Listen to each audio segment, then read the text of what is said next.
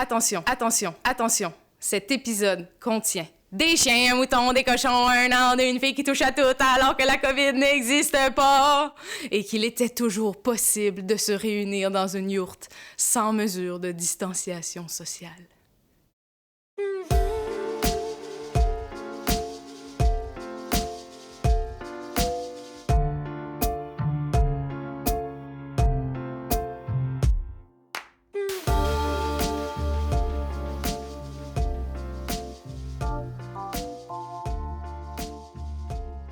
Je suis présentement à la ferme L'Aventure à l'eau pour faire une activité hivernale unique en son genre, le chien de traîneau.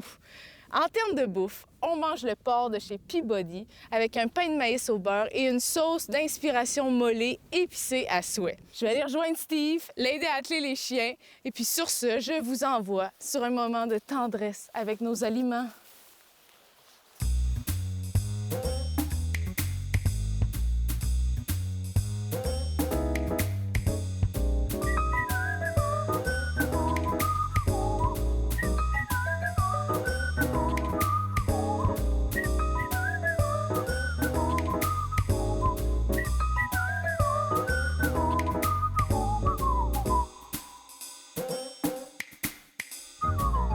Donc là, notre traîneau est prêt.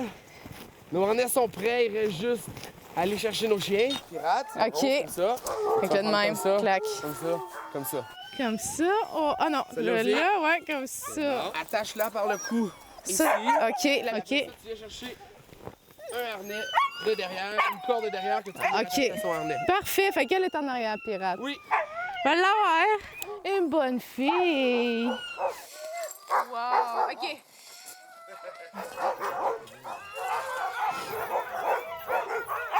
Elle est super douce. Ici, on a Carmel. Regardons les noms.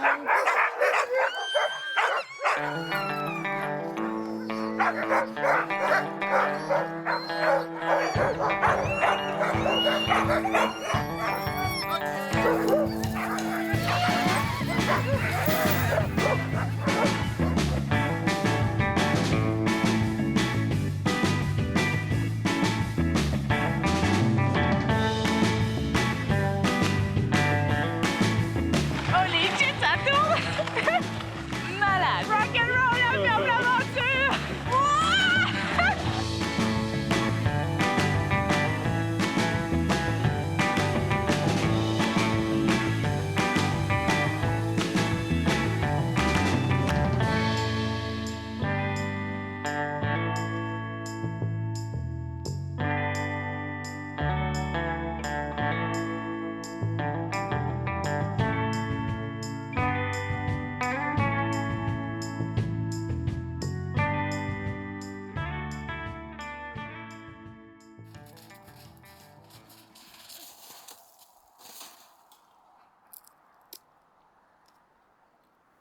Pour l'apéro, une bière qui a du chien. Concept, une pilsner qui nous vient de la microbrasserie de la Lièvre qui s'appelle la Dandinette. Citronnée, fraîche en agrumes, c'est parfait. Limite une dose de vitamine C. Oh, comme Santé, j'aime. Steve. Santé. Santé. En profitant d'un magnifique coucher de soleil à la ferme L'Aventure, ça serait comme l'heure que tu nous parles de votre histoire. Ben moi et ma conjointe Caroline, ça fait environ 20 ans qu'on fait du traîneau à chien. Et puis, dans les dernières 7 années, on a décidé qu'on partait notre aventure. C'est vraiment comme une petite gang sur une petite compagnie. Puis, on prépare assez fort. C'est pas mal cool. Avec des chiens qui viennent de partout, là, c'est magnifique. Absolument. Dans le premier temps, on a commencé avec les chiens très poilus, ce qu'on a l'habitude de voir, les huskies, les groenlandais, malamutes. Mais depuis 5-6 ans, au Québec, on le vit, là, il fait plus chaud à l'hiver. Puis le groenlandais, le husky, c'est des chiens qui aiment travailler quand il fait très froid. Donc, tranquillement, on a commencé à faire du rescue. Donc, récupérer des chiens qui venaient de chenilles de course, soit qui n'étaient pas assez rapides, soit qui étaient rendus un petit peu trop vieux. Donc là, nous, on les a récupérés. Fait qu'ici, chez nous, on a plein de sortes de chiens différentes. C'est tous des chiens de traîneau, mais il y en a qui sont beaucoup plus rapides, il y en a qui sont plus forts. L'avantage, c'est que là, quand on a les chiens qui ont le poil un peu plus court, c'est qu'on est capable de sortir dans des températures, mettons, comme moi aujourd'hui, c'était pas très, très froid. Puis c'est qu'on peut jouer avec eux à l'année longue. T'as combien de kilomètres de train? On a 10 km de sentier ici à la ferme. Ouais, comment là? C'est certain que des fois, les gens ils nous demandent, ils aimeraient ça pouvoir faire des 20, 30, 40 km. On leur dit toujours, commencez avec un 10, vous verrez. Ouais. Parce que ça paraît pas, mais le traîneau à chien, c'est très forçant.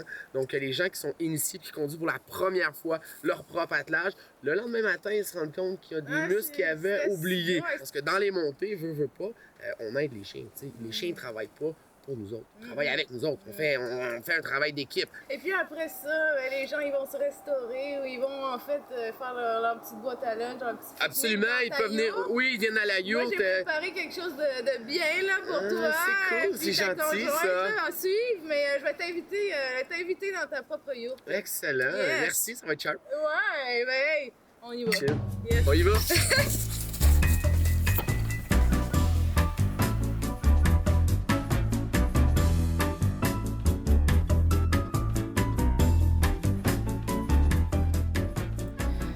Caro s'est joint à nous, hein? Il y avait de l'alcool. Non, c'est une joke!